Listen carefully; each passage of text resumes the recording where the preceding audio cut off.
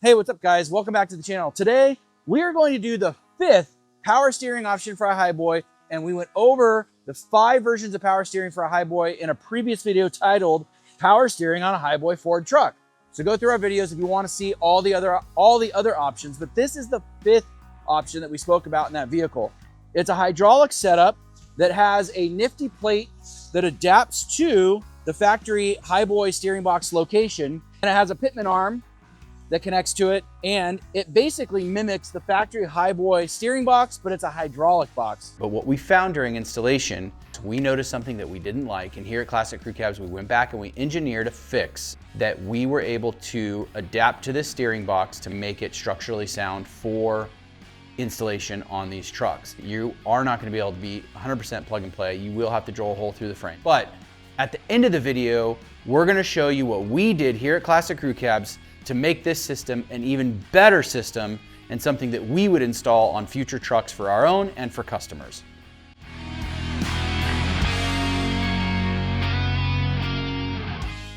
We're gonna have to cut the steering column and adapt this adapter onto the steering column and weld it onto the steering column. So we'll probably end up drilling this and plug welding it, also doing a weld here for extra added strength. The kit comes with this universal joint that we're gonna adapt. This is gonna go onto the end of the steering box here, and then our new addition to our steering column is gonna go in there to make the fitting. The kit includes all the hardware here that you see. We are gonna go ahead and upgrade the hardware that we can to grade 8 hardware. I think that's a better route to go. So we are gonna get started on this project. We have our team already disassembling it. It's up on jack stands right now. Steering column is already out of there. They are fast at work. So for those viewers at home that want to know where you can buy this kit we did purchase on eBay. It's about $1,000 without the pump and without the bracketry for the pump on the engine. We went ahead and bought the Borgeson power steering pump, which is a Saginaw style pump, and then their bracket that adapts to the FE head. For about $1,500 in parts, this kit will upgrade a factory Highboy to power steering. Now this kit will work on 1967 to 1977 and a half. Although starting in 1973 to 1977 and a half, Ford did a power assist power steering, but those were pretty horrible from the start and never really worked very well. So this is an appropriate upgrade for that setup as well. I personally don't like modifying the frame. So one of my favorite upgrades is the Stearman Cycle power steering. It's an electric power steering kit that is a bolt-on kit. So as you can see, this is gonna bolt on the inside of the frame, but all of these holes are going to line up. All these holes are going to line up with your factory holes, and that pitman arm is going to stick through the frame. So essentially it's going to look like that inside there. And the reason that they have the tapered head screws going through is because this is going to sit flush against the inside of the frame. So there are a couple different clocking options on this box. So we are going to test a couple of them out and see which provides the better angle for the steering column. Here is an example of the Stearman Cycle. This thing is on a 1976 Highboy that we were working on for a customer. And as you can see, it's using the factory Ford steering box, and the Stearman Cycle system comes in here and it bolts right up to the factory motor mount locations. Stearman Cycle setup is really slick. It comes with a brand new steering column shaft, and it's really easy plug and play as far as bolt on. There's a bit of wiring that is done on it, but as you notice, there's no modification needed on the frame, so we don't have to weld or we don't have to cut, and that's one of the reasons I really like the Stearman Cycle setup. So we'll see if this hydraulic setup proves to be just as stout and user-friendly.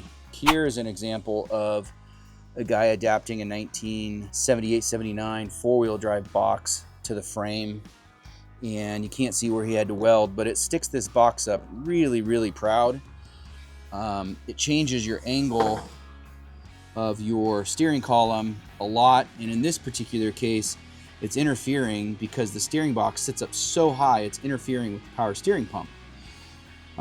You also have to notch out the radiator and sometimes the radiator mounting bracket because the Highboy has an engine side radiator mounting bracket, and these steering boxes get in the way of that. So there's quite a bit of modification done to get these steering boxes on.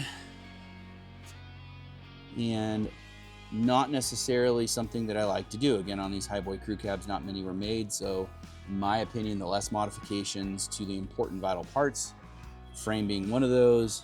This is an example of the old archaic power assist that Ford did. Now, these control modules were prone to leak, very expensive to get rebuilt, if you can even get them rebuilt. To rebuild a system like this, you're gonna have just as much money into it, potentially more, than to going with a Stearman electric power steering or the option that we're doing here in this video. These hydraulic rams are very, very prone to leaking. They used to sell rebuild kits for them. They don't anymore. We've taken them apart here at Classic Crew Cabs and tried to reverse engineer the seals in them, but there's just nothing. There's nothing available online, and so you really have no option other than to spend, you know, probably $500 for the RAM, $500 for the control module, and then another $500 to $700 for a box to get it rebuilt. You really have no other option but to do that stuff, and then you're still left with a system that functioned not that great from the beginning, from the start. I mean, they do okay, don't get me wrong, they're better than manual steering, but they weren't ever great to begin with. Here we've got it clocked appropriately, and we went ahead and put some Loctite on those, and we're torquing them down to an appropriate torque spec. We got our factory steering column removed. This is the steering shaft that we're gonna modify. Make a cut somewhere around here. It says all in the instructions what to do, and weld that on. All right, so we've got the old one off.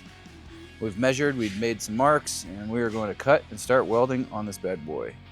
Here is where Sean is test fitting the shaft to make sure he measured twice and cut once.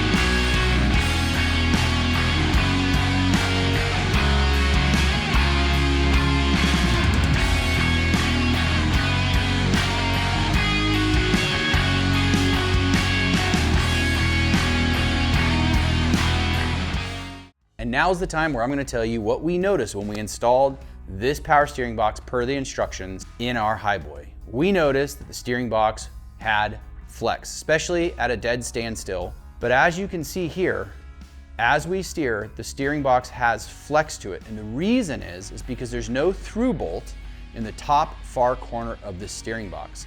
And so at Classic Crew Cabs, we figured out a way to fix this. What we did is we took two of the holes that are in the steering box and we drilled small holes through the frame. Now what this means is this is not a direct plug and play system on a Highboy with no drilling or welding. But I'd rather drill a couple small holes than have to weld onto the frame and cut the frame. So we took two holes from this plate and measured up where they would come through on the frame, and we were able to put two 3/8 grade 8 bolts through there. So we used CAD to design a custom washer matching the curvature of the hole that is cut from the factory for the pitman arm, and then where our holes were cut for the steering box. And what we also did is we built, with our plasma table, a custom bracket that acted as a custom sized washer to strengthen the frame. With these additions, we have no more flex in the steering box. I think with our fix, it's a sturdy, stable solution to get trucks down the road with power steering with minimal fabricating. So beforehand, you could barely turn the steering wheel, and now with even these big tires on there, it just wants to turn. Sometimes on power steering setups, you don't get enough feel on the road, or sometimes you get too much, meaning too much responsiveness or not enough. From what I can tell, this feels great. The electric power steering kits that we do, I think you get too much responsiveness on those, even though there's a dial to turn down. Not my favorite, but it's a good conversion kit for what it is. This steers more like the 78-79 factory four-wheel drive power steering setup. This is a really nice kit. It's got a really nice feel to it. Super happy. Yeah, if this was manual steering, you'd be double arming this this turn. So I like it. I just like driving a Highboy. I don't know. So we just wrapped up this power steering conversion on this 1972 Highboy and took it for a quick test drive, and man, it steers amazing. With these big super lugs on here, it was really, really hard to steer. As good as these tires look, they are not functional for a non-power steering vehicle. I'm pretty happy with the way this kit turned out. Again, this is the 5th kit in that video if you look back, power steering on a Highboy, and we're finally doing the installation and review, and I say it gets my approval. I like it, it's quick, it's clean. The Borgeson pump that you can get out there with the kit for the FE adapts really, really nice, and the box has to come in and it adapts to the factory frame really, really clean. We did have to notch out this guy's fan shroud, but this is not the factory fan shroud for this vehicle, so we had to just notch it a little bit. So if you like what we're doing here at Classic Crew Cab, subscribe to our channel, stay tuned for more Classic Crew Cab content. Thanks for watching our video. If you like what we're doing, subscribe to our channel. See you on the next one.